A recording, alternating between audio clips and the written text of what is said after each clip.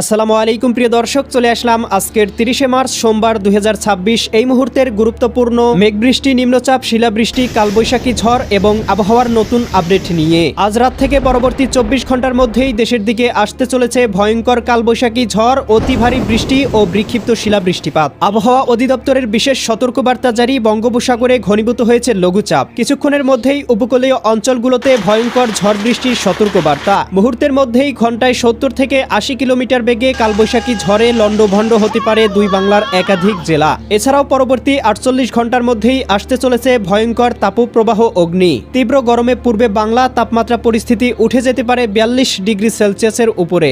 আজ 30শে মার্চ সোমবার এবং আগামীকাল 31শে মার্চ মঙ্গলবার। আজ এবং আগামীকাল আগামী 24 থেকে 48 ঘন্টা আগামী 7 দিন কোন কোন জেলার আবহাওয়া কেমন থাকতে পারে এ বিষয়ে কি বলছে আজকের আবহাওয়ার রিপোর্ট জানিয়ে দিব বিস্তারিত। সঙ্গেই থাকুন। আপনি কোন জেলা থেকে আবহাওয়ার খবরটি দেখছেন কমেন্ট করে জানিয়ে দিন। প্রতিদিনের আবহাওয়ার নতুন আপডেট খবর পেতে চ্যানেলটি সাবস্ক্রাইব করে বেল আইকন অন করে রাখুন। প্রিয় দর্শক, চলে আসলাম আবহাওয়ার পূর্বাভাস মেঘমালা চিত্রে। এখান থেকে দেখতে পাচ্ছি আজ সন্ধ্যার মধ্যেই খুলনা, বরিশাল, ঢাকা, সিলেট, ময়মনসিংহ এবং চট্টগ্রাম বিভাগের একাধিক জেলায় ধেয়ে আসছে তীব্র ঝড় বৃষ্টি। কোথাও কোথাও বিক্ষিপ্ত পরিসরে শিলাবৃষ্টির সম্ভাবনা রয়েছে।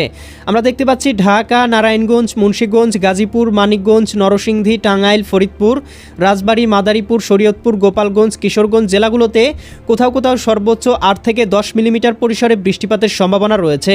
এছাড়াও দেখতে পাবো খুলনা, যশোর, সাতক্ষীরা, বাগেরহাট, ঝিনাইদহ, মাগুরা, নড়াইল, কুষ্টিয়া, চুয়াডাঙ্গা, মেহেরপুর এই জেলাগুলোতেও সন্ধ্যার দিকে কোথাও কোথাও হালকা পরিসরে বৃষ্টিপাত হতে পারে।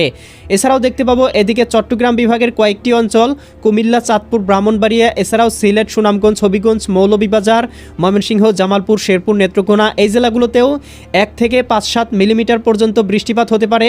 এছাড়াও দেখতে পাবো রাজশাহী বিভাগের পাবনা, এদিকে সিরাজগঞ্জ, বাঙ্গুরা, বেড়া, লালপুর, পুঠিয়া, রাজশাহী, এদিকে মোহনপুর, সিংড়া এই অঞ্চলগুলোতেও হালকা পরিসরে বৃষ্টিপাত হতে পারে। এছাড়াও কিন্তু প্রিয় দর্শক, আমরা দেখতে পাবো রাতের মধ্যেই দেশের দক্ষিণাঞ্চলের কোথাও কোথাও তীব্র পরিসরে বৃষ্টিপাতের সম্ভাবনা রয়েছে।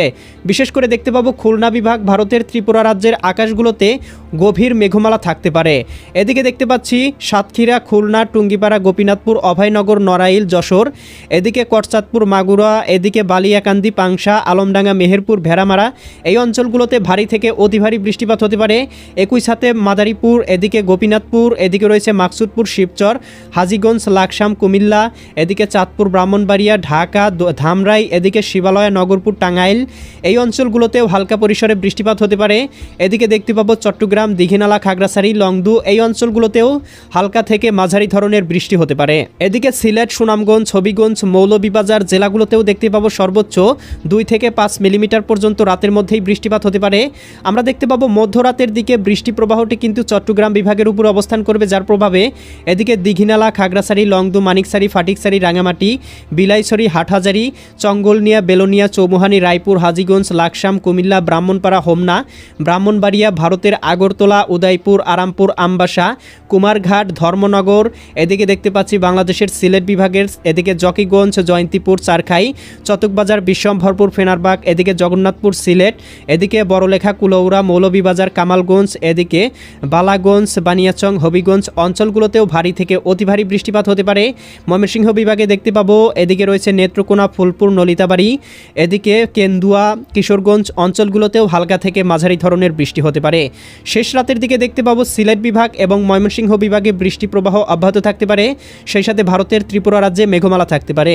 তবে আমরা দেখতে পাবো এর কিছুটা প্রভাব রাজশাহী, খুলনা এবং রংপুর বিভাগ পর্যন্ত বিস্তৃতি লাভ করতে পারে। তবে এই অঞ্চলগুলোতে ভারী বৃষ্টিপাতের সম্ভাবনা নেই। এদিকে ময়মনসিংহ, জামালপুর, শেরপুর, নেত্রকোনা, সিলেট, সুনামগঞ্জ, হবিগঞ্জ, মৌলভীবাজার অঞ্চলগুলোতে দেখতে পাবো কোথাও কোথাও 5 থেকে 7-8 মিলিমিটার পর্যন্ত বজ্রসহ ভারী বৃষ্টিপাত হতে পারে। এছাড়াও চট্টগ্রাম বিভাগ, ঢাকা, খুলনা, বরিশাল বিভাগের আকাশটা আংশিক মেঘলা থাকতে পারে। আগামীকাল 31শে মার্চ সকালের দিকে এই অঞ্চলগুলোতে বৃষ্টিপাত হলেও আমরা দেখতে পাবো বেলা বাড়ার সাথে সাথে সারা দেশের আবহাওয়া আংশিক মেঘলা পরিস্থিতি থাকতে পারে। এদিকে রংপুর, রাজশাহী, ময়মনসিংহ, সিলেট, ঢাকা, খুলনা, বরিশাল, চট্টগ্রাম তবে আমরা দেখতে পাচ্ছি কোথাও বৃষ্টিপাতের সম্ভাবনা নেই। 1টা বা 2টার দিকে আমরা দেখতে পাবো মেঘমালা কিছুটা গাঢ় হবে, তবে কোথাও বৃষ্টিপাতের সম্ভাবনা থাকবে না। বিকেলের দিকেই দেখতে পাবো দক্ষিণ অঞ্চলের কোথাও কোথাও ভারী থেকে অতি ভারী পরিসরে বৃষ্টিপাত হতে পারে, বিশেষ করে খুলনা, বরিশাল এবং চট্টগ্রাম বিভাগের উপকূলবর্তী অঞ্চলগুলোতে।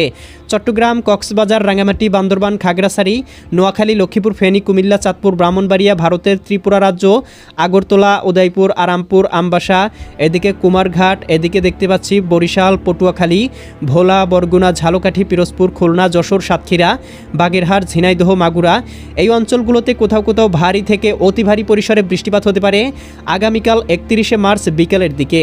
এছাড়াও কিন্তু দেখতে পাবো রাতের দিকে দেশের উত্তরবঙ্গের কয়েকটি অঞ্চলে বৃষ্টির সম্ভাবনা দেখা যাচ্ছে, বিশেষ করে রাজশাহী, ময়মনসিংহ এবং রংপুর বিভাগে।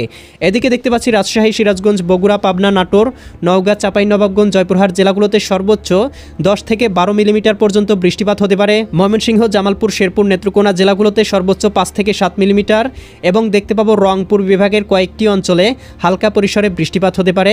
শীতলকুচি, জলঢাকা, লালমনিরহাট, রংপুর, চিলমারি, চররাজিপুর, বাহাদুরবাদ, পীরগঞ্জ, এদিকে বিরামপুর, পাঞ্চবিবি এই অঞ্চলগুলোতে হালকা পরিসরে বৃষ্টিপাত হতে পারে রাতের দিকে। মধ্যরাতের দিকে দেখতে পাবো বৃষ্টি প্রবাহটি কিন্তু উত্তরাঞ্চলে এবং আমরা দেখতে পাবো দেশের উত্তর পূর্বাঞ্চলের কয়েকটি অঞ্চলে হালকা পরিসরে বৃষ্টিপাত হতে পারে।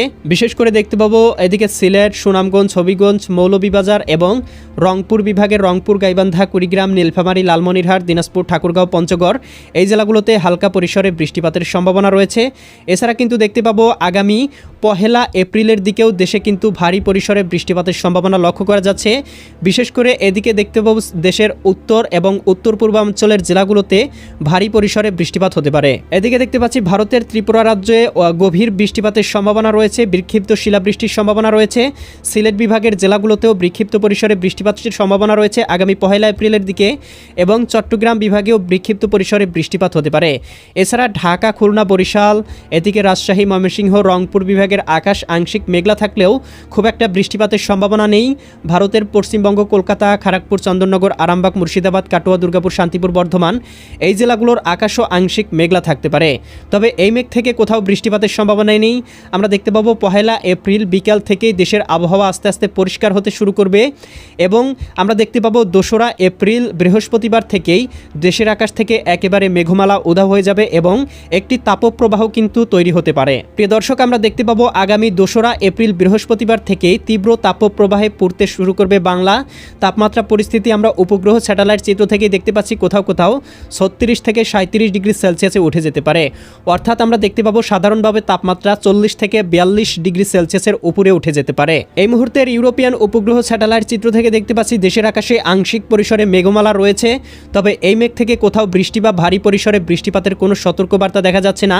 বঙ্গোপসাগরে একটি লঘুচাপ ঘনীভূত হয়েছে, তবে এই লঘুচাপের কোনো প্রভাব বাংলায় বিস্তার লাভ করেনি। প্রিয় দর্শক, পরবর্তী আপডেট খবর পেতে চ্যানেলটি সাবস্ক্রাইব করে রাখুন। দেখা হবে পরবর্তী নতুন কোনো এক ভিডিওতে। আল্লাহ হাফেজ।